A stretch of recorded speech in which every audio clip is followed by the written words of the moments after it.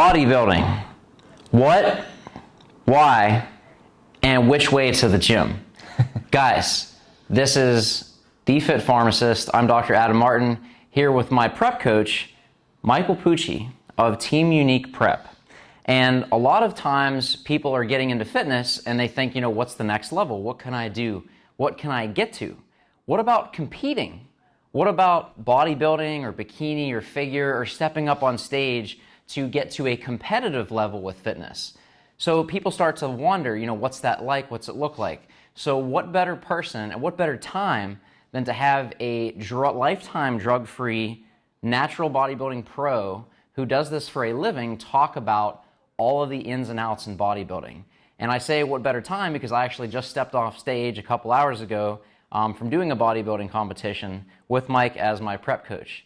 So I want to introduce you guys to Mike Pucci of Team Unique Prep. Thank you for being here, Mike. Yes, thank you for that awesome introduction. It's a pleasure. Thank you guys for joining us. So I get a lot of questions about prep. What is bodybuilding? Is it, just getting jacked and tan, wearing Superman shorts, middle of an interview doing some curls? Like, what is bodybuilding? What is competition? What does that entail? What is it? And why do it? So that's what we're going to go through today, is just ask some questions from literally a pro about these things. And to help us, we have the lovely Christina. Oh, come introduce yourself. Come hither. Come hither. Who is actually doing her first show right now. She is in prep. This is the master right here. The master. The master. I don't know if I'm the master quite yet, but soon. So they are actually both in prep. I just finished my prep today, a few hours ago, marketed by a beautiful pizza. But these guys are actually in prep. This is her first show. Mm-hmm. What are you going to be competing in? Bikini. Bikini. Bikini. Bikini. Little itty bitty bikini. And Mr. Michael here got his pro card in drug-free bodybuilding, so he's actually stepping on the professional stage in just a few short months. I'm sure it's not going to feel short, No. but that's what we're going to get into. So Christina's going to lead us through a few questions that'll help give you guys insight into what competition is, what bodybuilding is, what that all looks like. So we're going to start off. Mike, I'm just going to ask you, what is bodybuilding? Okay, so for me, bodybuilding is literally building up your body, exactly like how Adam is doing right now, displaying the perfect curling form right here. But so to me, it's taking everything, taking nutrition, training, and mindset, and kind of combining that and producing the best product. It is kind of how can I say? It's a form of art, being able to know exactly what you need to eat, when you need to eat it, and a certain way that you need to train in order to build muscle. And then taking it and using it with competing is taking that to the extreme and then knowing exactly what you need to do to cut down all of your body fat so it gets to very minimal levels, but also at the same time trying to maintain the hard-earned muscle that you've worked for and then being able to display that on stage. So it really is an art, like Mike said, and a science, because initially you think, oh, I want to lose body fat, so I just don't eat and do a bunch of cardio. Well, what happens is your metabolism goes to crap, you feel really vulnerable and moody, and you start losing muscle. But you want to display your physique, so you want to keep that muscle tone while losing body fat. So there's a very fine line, a very fine balance, which is why having experience with that process and keeping that hard-earned muscle that you worked for, because you're drug-free, that takes a long time to build. And getting to those lean levels so you can display that. So there is a science to it, so definitely recommend, if you're going to go on this journey, to get someone that's qualified, that has the experience, like Mike. What else would you like to know, Christina? So tell us, why drug-free? Why no drugs? Awesome. So why drug-free? So when I was first getting started into the whole realm of bodybuilding, I was just like anyone when they were younger, looking at the Flex magazines, seeing Arnold and all of them, and then it really intrigued me. So I was like, it was something that I really wanted to do, but I never really had the time or the money. So then I finally got to a point where I was able to, and I kind of learned about the two different worlds of bodybuilding, untested versus tested. And, you look at the guys on the Olympia stage or at the Arnold and all of that, and I mean, they're obviously genetic freaks of nature that work really hard, but they sometimes use a little bit extra. And to me, just the cost and the benefit when you're kind of weighing them back and forth, it's like short-term benefits for long-term costs, and it's just not worth it for me. I've been genetically gifted to where I can gain a decent amount of size for my for my height, and I have no need to get to be like 275, 300 pounds, and then I'm not ready to risk long-term issues with cardiac issues or liver issues for the short-term benefits of getting a trophy. It's just not worth it to me. So that's why I started drug-free, and I'm going to continue drug-free throughout my career. We're both lifetime drug-free because we got into it for health. And if you put yourself into that arena of drugs, diuretics, things like that, like Mike said, you're putting yourself at risk for, everything has a cost. So we do this because we enjoy it, it's healthy, and we want to, the whole point of competing is display that work that we've done in an artistic form.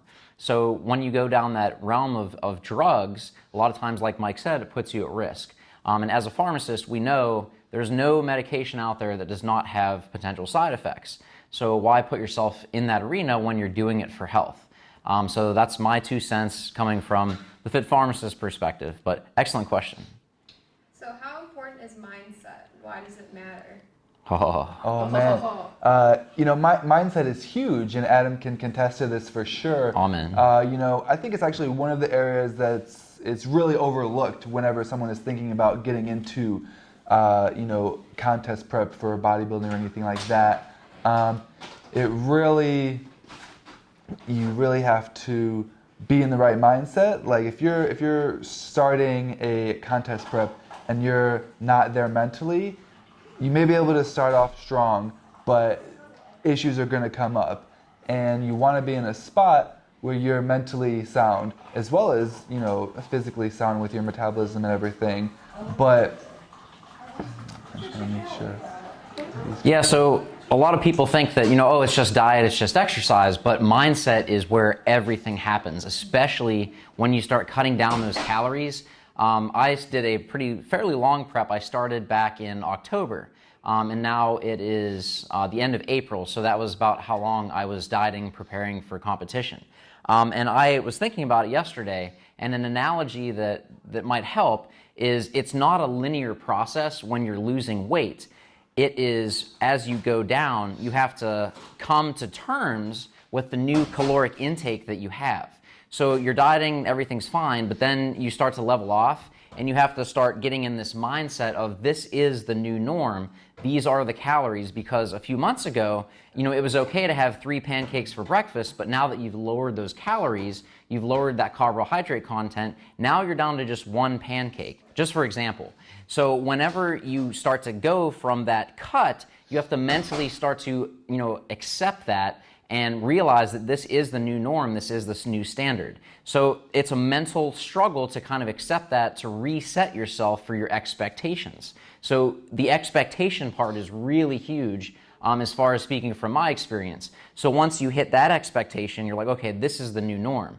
Then you start getting progress, getting momentum, things are going good, losing weight on track, and then you come to a new threshold of what is the new norm. So for me, I had to cut out pancakes, and now I'm down to like some hash browns. So it's a lot less standard carb content with what I choose to hit my macros, because I do flexible dieting, which allows some flexibility while providing that structure to keep you on task. So it really comes down to, in my perspective, coming through this and looking through the process, resetting your expectations and mentally committing, this is my new standard, this is where I'm going. So just one aspect of that, hunger is going to happen. How do you lose weight? If we get really simple, it's calories in versus calories out, very simple equation. So your calories in, calories out, you've got to have some sort of deficit. You will be hungry. We're not starving you, because when you do that, that's when you start losing muscle and other things.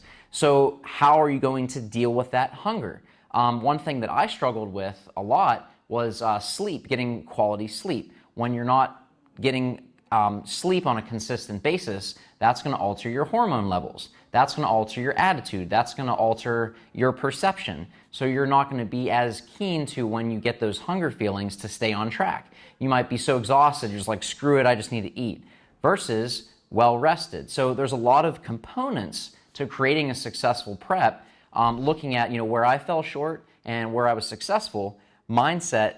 You'll be more empowered in a good state of mind if you have good sleep, if you have good nutrition. So they're not separate components, but they're all different parts that work together synchronistically to help you go in a forward area of progress.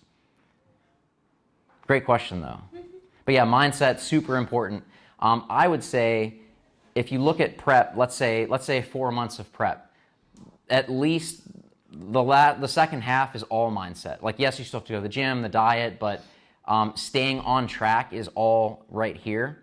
If your mind believes it, your body will achieve it, and that's with big lifts, with staying on track with your nutrition and so forth. So it's a huge component, but excellent question. Yeah, and definitely having that growth mindset, which is Adam was talking about, like knowing that you're in control and you're able to change these things while you're going through prep, and knowing that there's going to be certain sticking points and you're going to have to make adjustments to that. Knowing that you can do that is very key, versus if you were to have a fixed mindset where you're like, I'm not sure if I can do this, the macros are getting pretty low, I don't think I can, eat this much, that's only going to lead to destruction and not being able to complete your prep. But knowing that things are going to change and knowing that you're going to be able to step up to the plate is huge in being able to continue and have a successful prep. Excellent book recommendation, by the way, is Mindset by Dr. Carol Dweck. Talks all about growth versus fixed mindset. That applies really strongly to prep, but in all areas of your life. Mike actually did a phenomenal video overview of that that he has on his website, and I actually have a review of the book in the Book Nook section for you to look at. But growth versus fixed mindset, totally huge, and can be a huge asset not only in prep, but in all areas of your personal and professional life. Next question.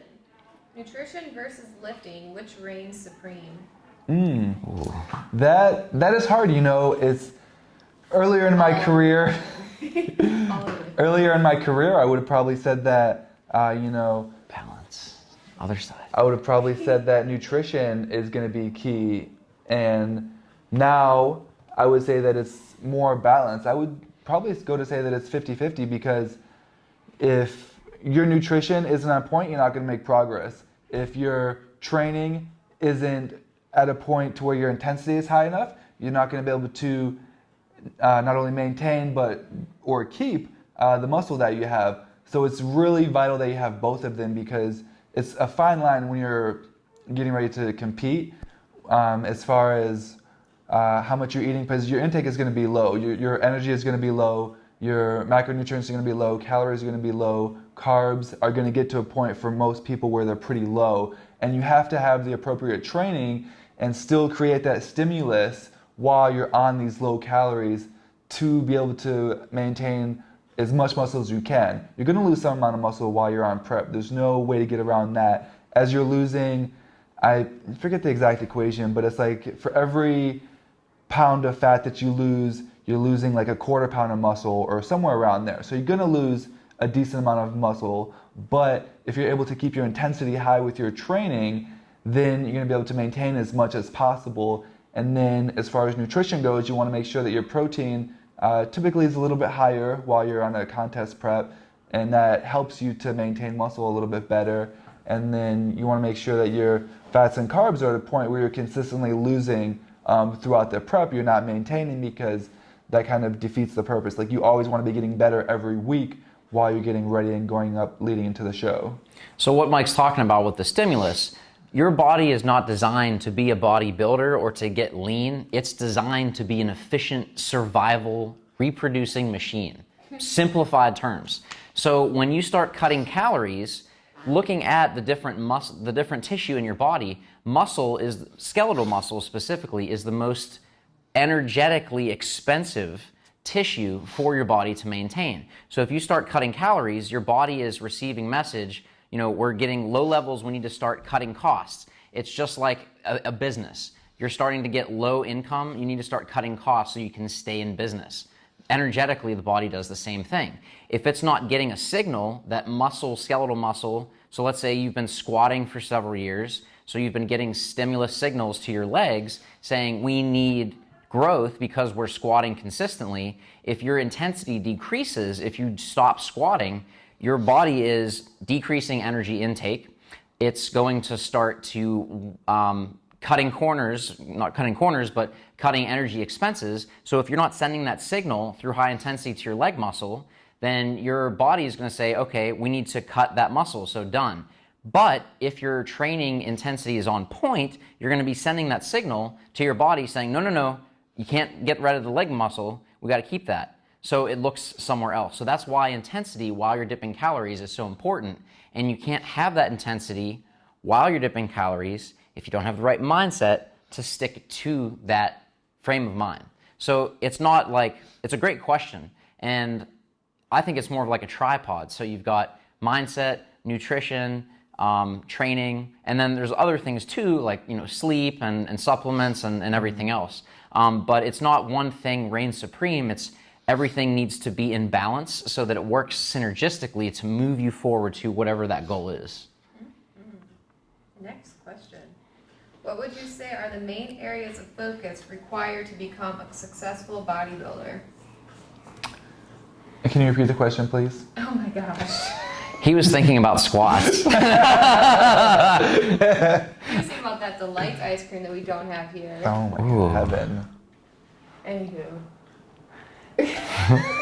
We have viewers. We're currently in a hotel gym. Yes, we have a live audience. Okay, let's try this again. Wait, I can't talk. What would you say are the main areas of focus required to become a successful bodybuilder? So what do you want to focus on to become you? Okay, to be a successful bodybuilder, I think there has to be a good symmetry between all of your body. So you have to, one of the things I think that most people struggle with is leg development. So I think having a good core amount of years as far as your leg training goes is going to take you a long way. Squats, deadlifts, bench, I think incorporating those compound movements early on into your training is going to set you up to be successful long term.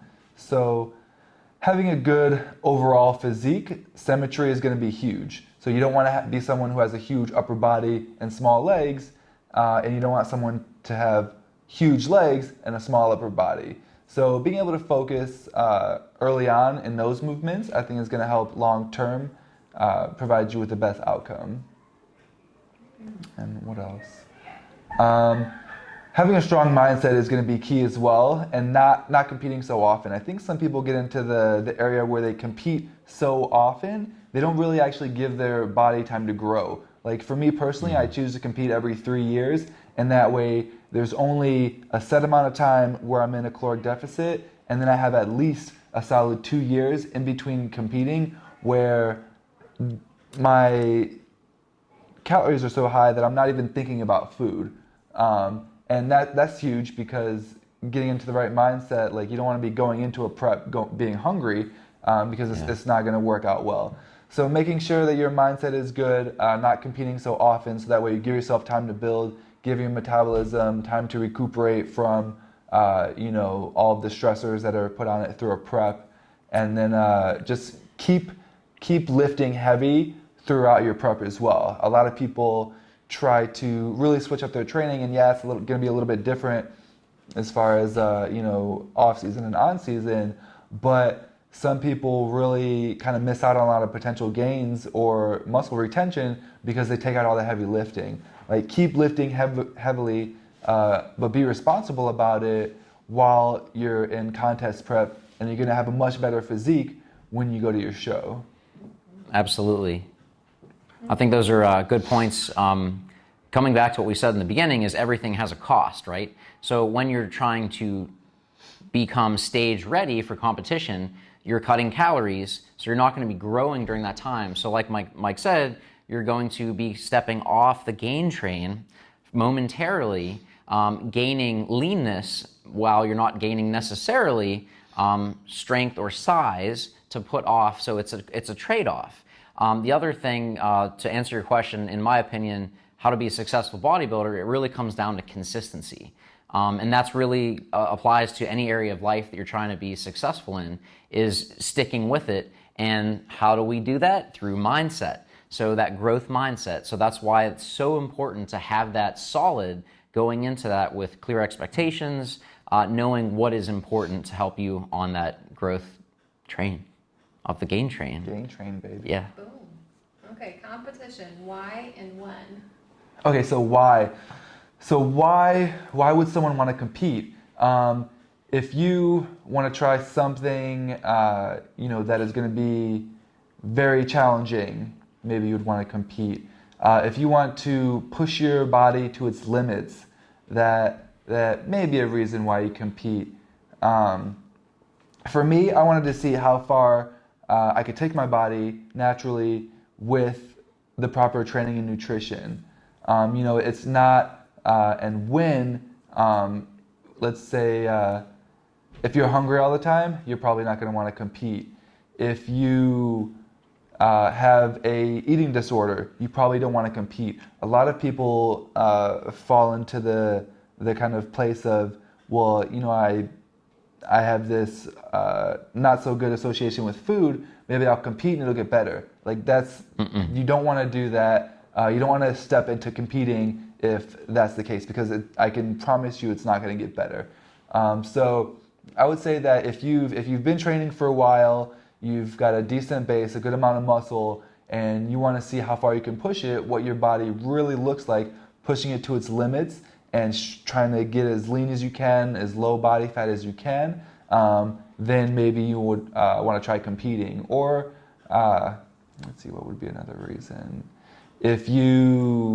I know a lot of people who get into it because they have friends and family that do it, and that could be a good and a bad thing. So actually, when I first got into competing, it was because one of my friends that I knew, Karen, her dad did it, and her dad was a natural bodybuilder, and that got her into competing. And so that would be like a positive, influence as far as getting into bodybuilding. A negative one might be, if you have a friend who does it and you're kind of like slightly jealous of her, that would not be the reason to do it, because you're not doing it for yourself, you're doing it for someone else. Yes. And you definitely want to make sure that this is something that you want to do and you're not being pressured or pushed into it, because it's very intense and the training is going to be rigorous, and you don't want to do this unless it's 100% you want to do it for yourself and not for someone else. So this actually applies to a concept that I teach with my clients with the Diet Doc, and that's motivation versus commitment. So let's say you were at a bodybuilding show like we just were a couple hours ago, and you see these people that have put in months of work, they look phenomenal, they've gone through it, they've stuck with it, and they just look fantastic. That's probably going to get you really psyched up and motivated. That's motivation.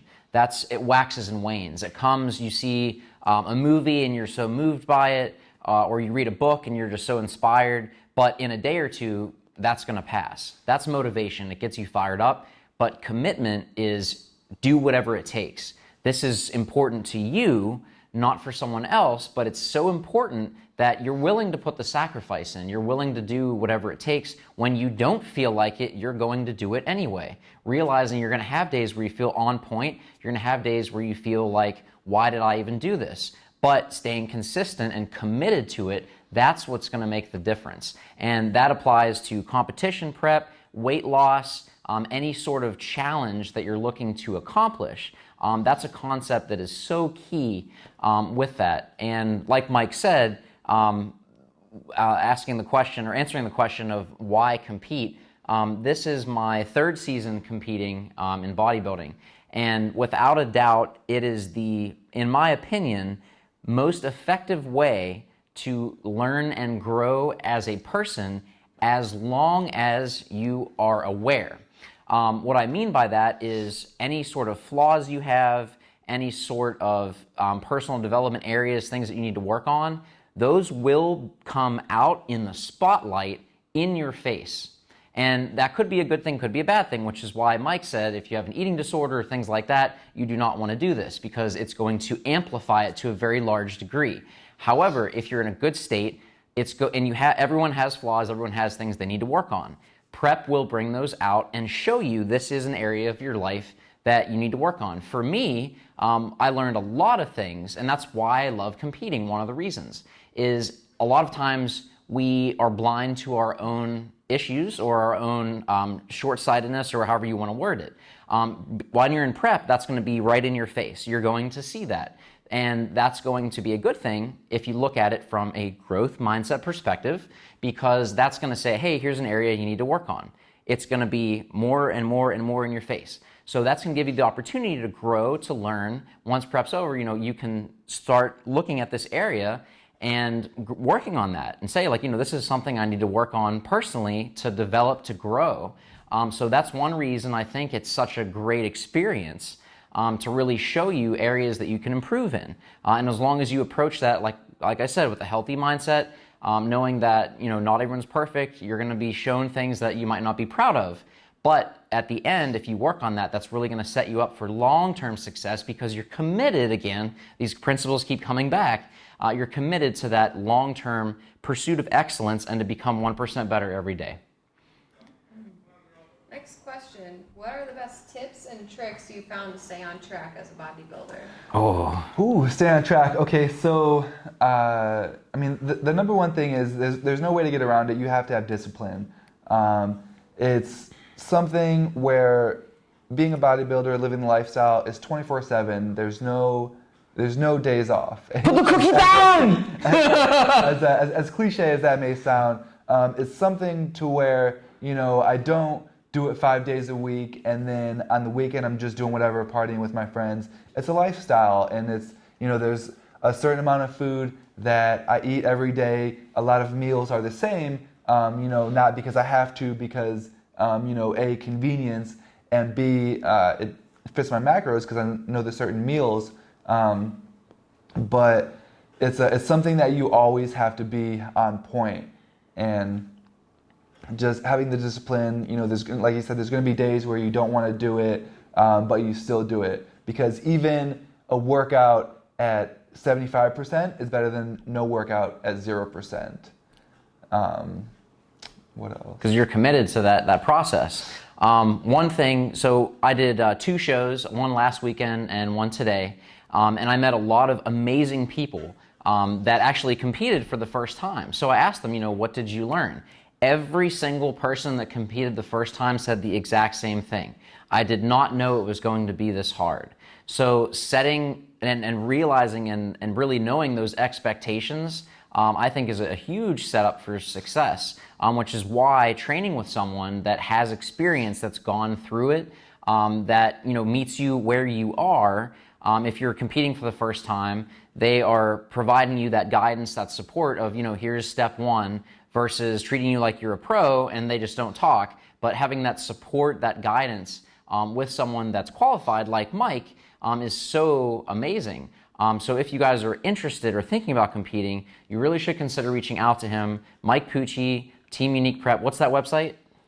TeamUniquePrep.com. .com. Not .net. Yes. Not .org. Yes. So really setting that and asking them, what do you think this is going to take? And then just being real with them, like, this is what it's going to take. Having clear expectations is really going to set you up for success, because if you know clearly from someone that's done it what you're going to come up against, you're not going to be surprised. Whereas if you think like, I'm just going to do 2 hours of cardio a day, and then at your check-in, you haven't lost any weight, so coach says, I'm going to take those carbs away a little bit, and you say, wait, what?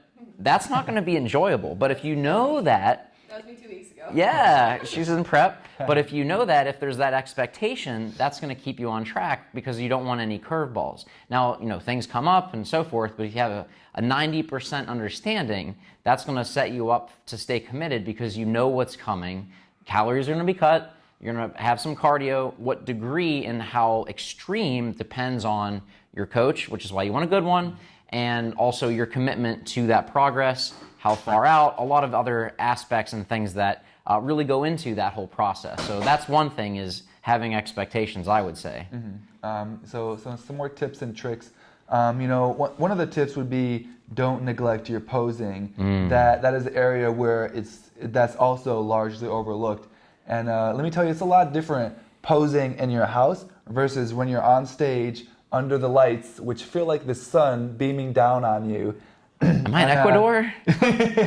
Look how tan I got. I was just on stage for 10 minutes. A lot of people just overestimate it, and anytime you go to a show, guaranteed you're going to go up and you're going to see someone up there who's shaking because they haven't perfected their posing. They haven't worked on posing for long amounts of times. And depending on the show, I mean, I've seen pro shows where there are guys up there for an hour, and you have to be flexing every single muscle in your body. And if you've never done it before, just try to stand there and squeeze every muscle that you can, and then do that for an hour. You'll probably die if you try it without practice. Yes.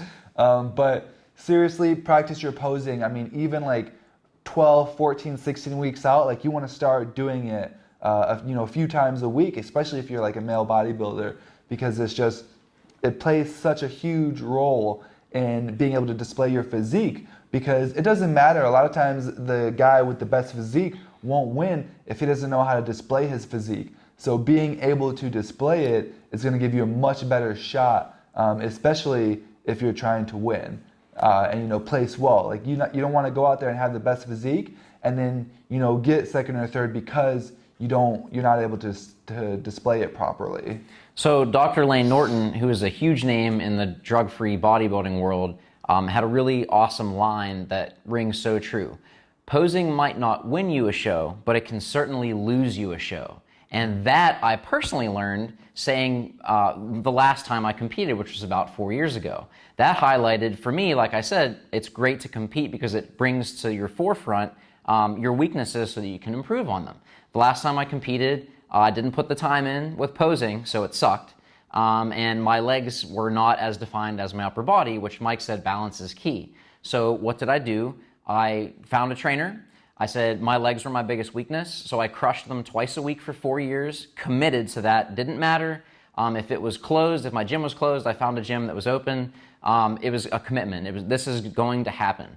I found someone that had what I wanted to gain. So I actually met Mike through Dr. Layne Norton through his supplement company Carbon, RIP. But that's how I found him. He's a drug-free pro. He's got freaking phenomenal legs. How much do you squat now?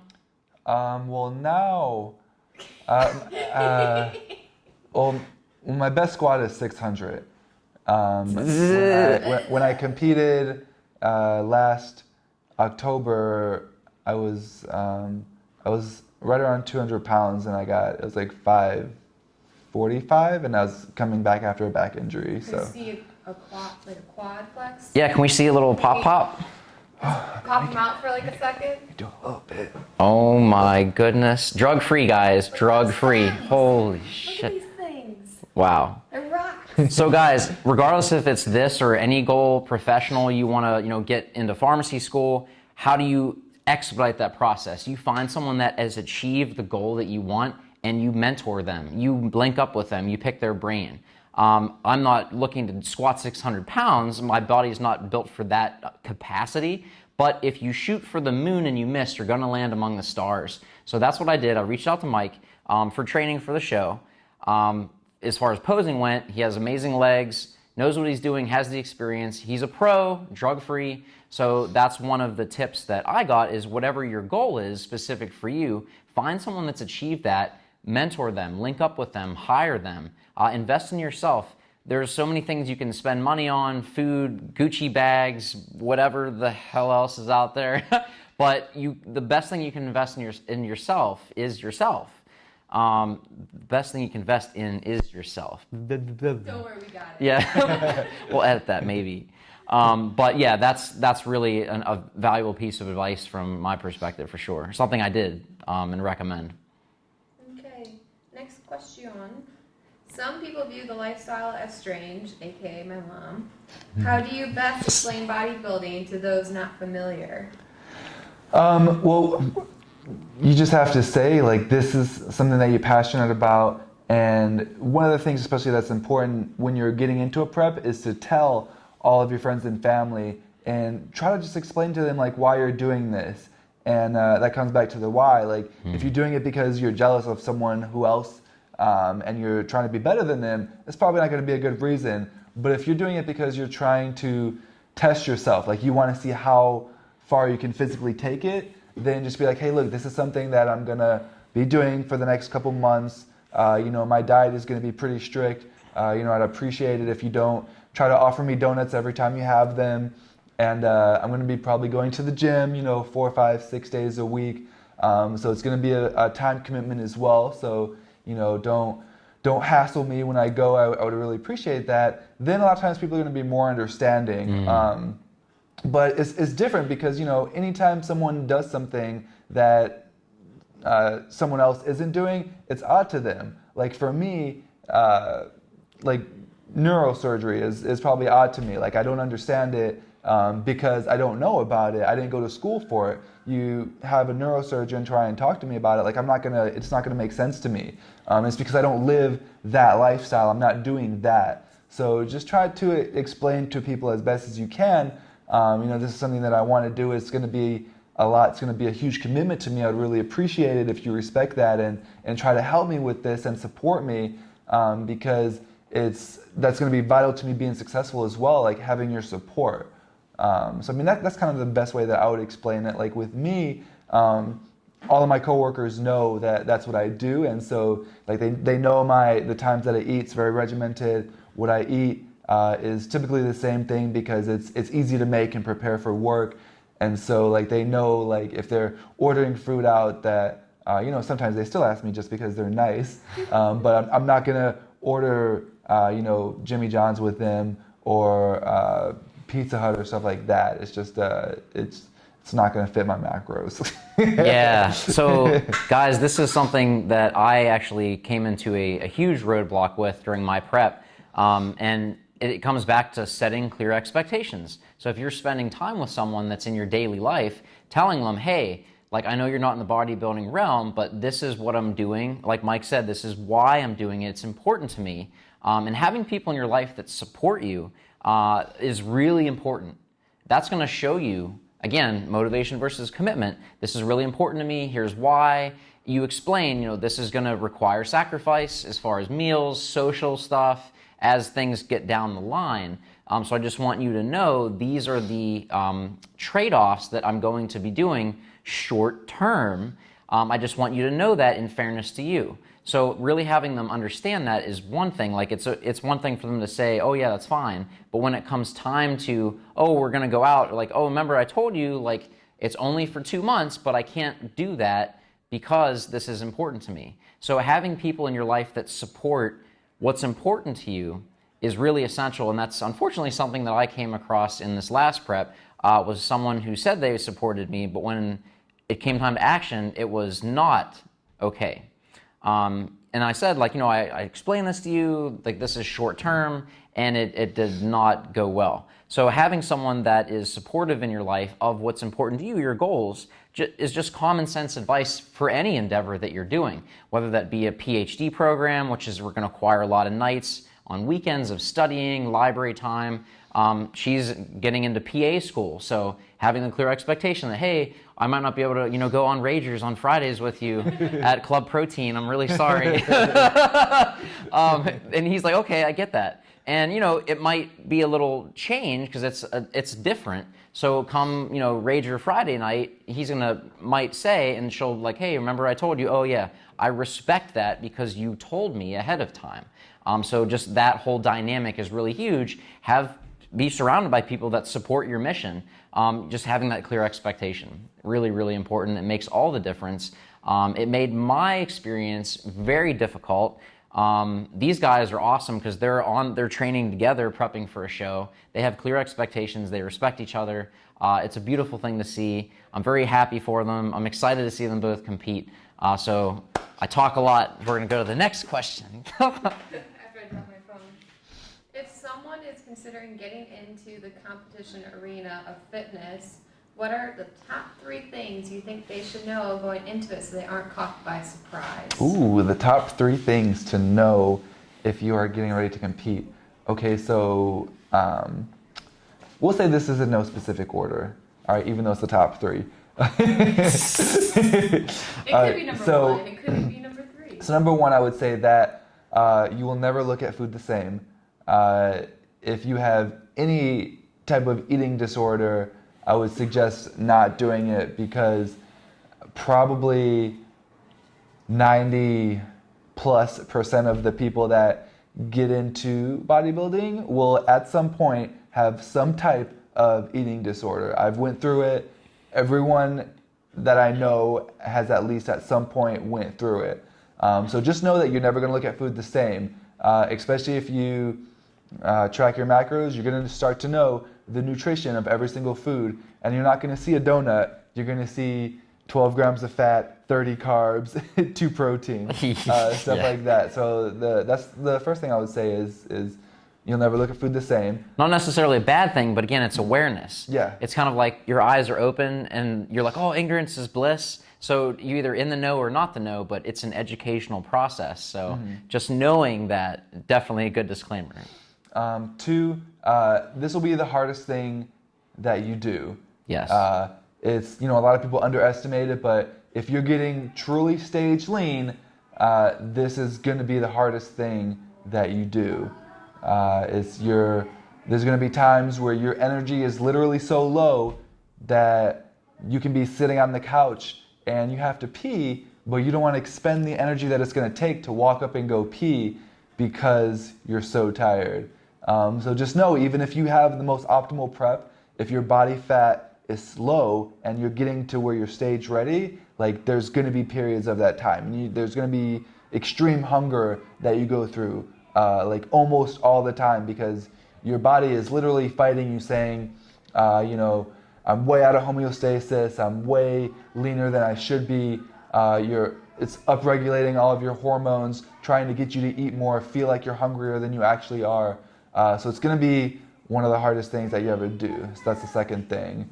And to that point, that goes back to your body is not designed to be lean or photo shoot ready. Your body is designed to be efficient, survive, and reproduce. That's just basic, primitive, like how we are as humans. So when you try to decrease your level of body fat to get stage ready, you are decreasing energy. You're tapping into fat stores. So by doing that, you are going to be putting yourself in low levels of body fat. In order to do that, you've got to do, all the things, the prep, the training, and everything else. So you're literally fighting against your body's natural physiology to be efficient. So it's going to be uncomfortable. And like Mike said, that is something to expect. Again, setting clear expectations. And that's going to be, if you've never done it before, it's quite the experience. And like Mike said, it's the hardest thing you'll ever do. Back when I first got into bodybuilding, how I got into it was just through reading magazines, books. And I remember reading an article in Muscle Mag back when I was in pharmacy school by a Marine, a decorated Marine. And he said, I've fought in Iraq, I've fought in Afghanistan, I've served my country, I've gone through some of the harshest environments in my life, and still to this day, the hardest thing I've ever done is prep for a bodybuilding show. And I was like, shit. So, that really stuck with me. That was 10 years ago. I still remember that article. So it's true, which is an opportunity, how you look at it, growth, but you're putting yourself in that to challenge yourself. The reason why is going to either allow you to push through that and learn, or, abandon ship if it's not for the right reasons. Third reason. Wait, is that the third? No, that was second. That was second. Oh, okay. I cut Mike off because I talk a lot.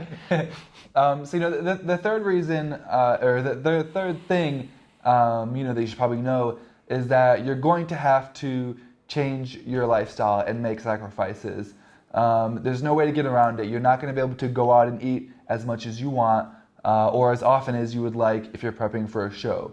There's going to be sacrifices. You're going to have to go to the gym, even if you don't want to, if you're prepping for a show, because your body needs to get ready. It needs to be prepared. It needs to be dropping body fat each week.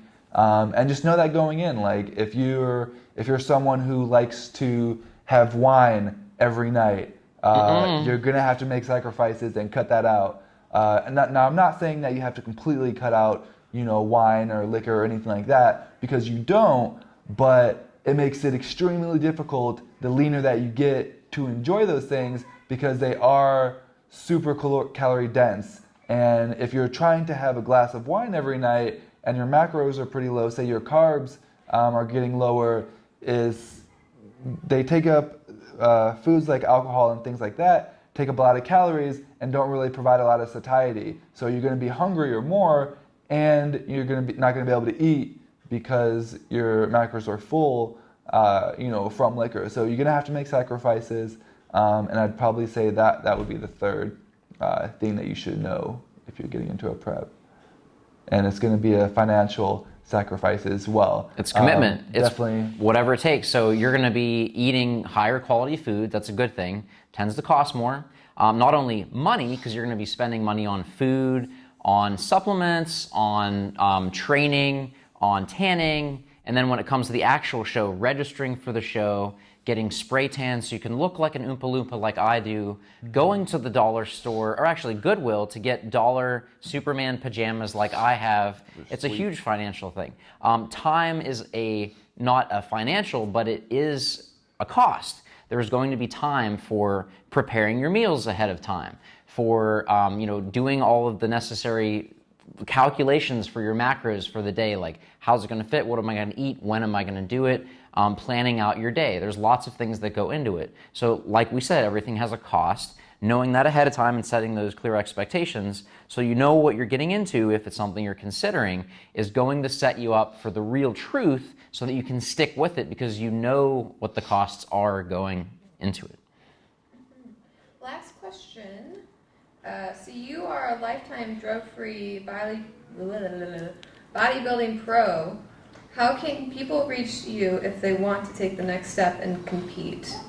Well, you can email me through several different options. You can email me through my website, teamuniqueprep.com. You can slide into my DM on Instagram, like someone is very familiar with, Christina. And my Instagram is michaelpucci_. You can tweet me, but I might not see that because I'm not on Twitter that much. It's at michaelpucci. But How do you spell Poochie? Is it P-O-O? No, it's like Gucci, but with a P. So P-U-C-C-I. So yeah, I would say those are the two main. Email me, teamuniqueprep.com, or message me through Instagram, or you can click on in my bio on Instagram, there's a link that you can click on to, and it's an application that you can fill out, and that'll get sent directly to me, and then I'll kind of see if we're, start the process to see if we're a good fit, to work with each other. Absolutely. So guys, prep is, in my opinion, one of the best things that you can do to learn about yourself, to grow. It's not for everybody, so you've got to really lock down why you're considering it. I really recommend talking to people that have competed for the first time, are in prep now, have done it before, so you can ask them, what was prep like? They'll tell you the truth, like, oh, it was terrible, I had to drop out, or it was one of the best experiences. But just ask as many different people as you can, because you might get different responses, but a lot of the answers are going to be the same. Another thing you can do is reach out to someone that is a professional, that has experience training people at all different levels, pro status, never competed before, have competed but looking to improve, like Mike. Excellent strategy, just to see what it's going to take. Not for everybody, could be one of the best experiences of your life, definitely one of the hardest for sure, but in the pursuit of excellence, bodybuilding could be your RX for success. Thank you so much, Mr. Pucci and the lovely Christina, for joining us for this interview. Appreciate you guys. This is Dr. Adam with the Fit Pharmacist podcast, part of the Pharmacy Podcast Network. I bid you adieu. I just ended prep and am going to get some donuts and ice cream. Thank you very much. Thanks, guys. Have a good night.